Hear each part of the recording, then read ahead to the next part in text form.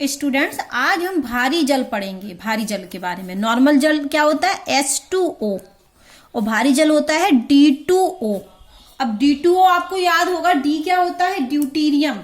Hydrogen के 3 समस्थानिक होते हैं, 1H1, 1H2, 1H3, है ना। तो इसको हम बोलते हैं प्रोटियम, इसको बोलते हैं ड्यूटीरियम, इसको बोलते हैं ट्राइटियम। और 1H2 वाला जो होता है उसको ड्यूटीरियम मतलब D बोलते हैं। तो जब प्रोटियम की जगह हाइड्रोजन का ड्यूटीरियम समस्थानिक यूज होता है तो ये जल जल ना कह के इसको हम भारी जल कहते हैं। यहाँ पर ये D हाइड्रोजन है, लेकिन हाइड्रोजन का समस्थानिक, कौन सा समस्थानिक? ड्यूटीरियम वाला। और हमने आपको पढ़ाया था कि ये जो होता है नीचे परमाणु क्रमांक और ऊपर वाला परमाणु भार, ये परमाणु क्रमांक, ये परमाणु भार, ये परमाणु क्रमांक, ये परमाणु भार। और न्यूट्रॉनों की संख्या कैसे निकलती? परमाणु भार माइनस परमाणु क्रमांक। तो यहाँ पर न्यूट्रॉनों की संख्या n कितनी है? 0। यहाँ न्यूट्रॉन कितने हैं? 1। यहाँ न्यूट्रॉन कितने हैं? 2। यहाँ परमाणु क्रमांक मतलब प्रोटॉन, तो प्रोटोनों की संख्या कितनी है? 1। और इलेक्ट्रॉनों की संख्या भी कितनी है? 1। क्योंकि परमाणु क्रमांक जो होता है वो प्रोटॉनों की संख्या और इलेक्ट्रॉनों की संख्या के बराबर होता है यदि उसमें कोई आवेश ना हो। तो यहाँ परमाणु क्रमांक कितना? 1। तो प्रोटॉन कितने? 1 और इलेक्ट्रॉन कितने? 1। यहाँ परमाणु क्रमांक 1 तो प्रोटॉन 1 और इलेक्ट्रॉन भी 1। समस्थानिक वे होते हैं जिनमें एक ही तत्व के परमाणु क्रमांक तो समान लेकिन परमाणु भार भिन्न भिन्न हो, तो इनको हम समस्थानिक कहते हैं। और हाइड्रोजन के 3 समस्थानिक होते हैं, प्रोटियम, ड्यूटीरियम, ट्राइटियम। प्रोटियम में 0 न्यूट्रॉन होते हैं, ड्यूटीरियम में 1 न्यूट्रॉन होता है। 0 नहीं, ये न्यूट्रॉन बोला। प्रोटियम में 0 न्यूट्रॉन होते हैं, ड्यूटीरियम में 1 न्यूट्रॉन होते हैं, ट्राइटिनियम में 2 न्यूट्रॉन होते हैं, जबकि प्रोटॉन और इलेक्ट्रॉनों की संख्या 1-1 होती है। तो जब हाइड्रोजन प्रोटियम की जगह यदि हाइड्रोजन का समस्थानिक D यूज होता है ड्यूटीरियम, तो इस जल को हम भारी जल कहते हैं, D2O कहते हैं। तो भारी जल का जो उपयोग है, तो पहला उपयोग है नाभिकीय रिएक्टरों में न्यूट्रॉन मंदक के रूप में। न्यूट्रॉन मंदक मतलब न्यूट्रॉनों की गति को रोकने में, कम करने में। तो नाभिकीय रिएक्टर में न्यूट्रॉन मंदक के रूप में हम भारी जल का उपयोग करते हैं। तो जब नाभिकीय रिएक्टर होता है उसमें हम नॉर्मल जल यूज नहीं करते हैं, भारी जल यूज करते हैं, जो क्या करता है? न्यूट्रॉनों की गति को मंद कर देता है। तो पहला तो उपयोग हो गया भारी जल का नाभिकीय रिएक्टरों में। दूसरा, बहुत सारी विनिमय अभिक्रियाओं की क्रियाविधियों के अध्ययन में। भारी जल का उपयोग नाभिकीय रिएक्टर में न्यूट्रॉन मंदक के रूप में होता है और बहुत सारी विनिमय अभिक्रियाओं की क्रियाविधियों के अध्ययन में भारी जल का उपयोग होता है।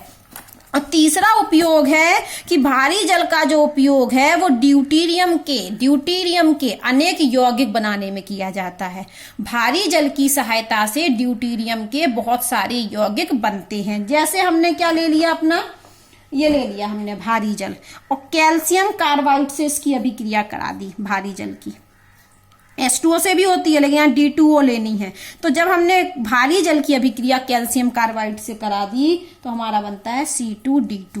और यदि हाइड्रोजन से जल से कराई होती तो हमारा यहाँ पर इथीन बन जाती, एसिटिलीन बनती। क्या बनती? एसिटिलीन। C2H2 बनता, लेकिन यहाँ पर बनता है C2D2। और क्या बनता है? कैल्शियम हाइड्रोक्साइड नहीं, H की जगह क्या यूज होगा? D। H नहीं लिखना, ये D लिखना। तो ये कैल्शियम क्या है? ये ड्यूटीरियम का यौगिक है। ये क्या है? ड्यूटीरियम का यौगिक। किसकी सहायता से बना? भारी जल की सहायता से। अब हमने भारी जल की अभिक्रिया करा दी SO3 से, तो फिर से क्या बन गया हमारा? यदि हम इस SO3 की अभिक्रिया H2O से कराते तो H2SO4 बनता, लेकिन H2O नहीं है, D2O है, भारी जल है, तो D2SO4 बनेगा। तो ये भी क्या है? ड्यूटीरियम का यौगिक। तो भारी जल का उपयोग बहुत सारे ड्यूटीरियम के यौगिक बनाने में होता है। अब हम पढ़ने वाले हैं डाई हाइड्रोजन ईंधन के रूप में। डाई हाइड्रोजन मतलब H2। तो H2 का उपयोग भविष्य में ईंधन के रूप में होगा, क्योंकि हाइड्रोजन जो होता है वो बहुत अधिक मात्रा में ऊष्मा उत्पन्न करता है। देखिए किताब से ही पढ़ा देते हैं, इसमें कुछ समझाने का है नहीं, बस पढ़ना है हमको कि डाई हाइड्रोजन अधिक मात्रा में ऊष्मा मुक्त करता है, इसलिए डाई हाइड्रोजन का उपयोग हम ईंधन के रूप में करते हैं। यहाँ पर आपको लिखा है कि डाई हाइड्रोजन पेट्रोल की तुलना में 3 गुना अधिक ऊर्जा मुक्त करता है।